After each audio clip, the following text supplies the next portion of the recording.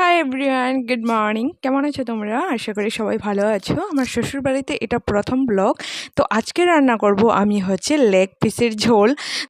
ভাতটা আগে থেকে বসিয়েছিলাম আর এদিকে ভাতটাও হয়ে গেল। আর আলুটা প্রথমে ফ্রাই করে নেব, তারপরে এখানে সম্বাসের জন্য যেটা ফোড়ন বলে, তো ফোড়নের জন্য তেজপাতা নিয়ে নিলাম আর আগে থেকে কড়াতে তেল দিয়ে রেখেছিলাম।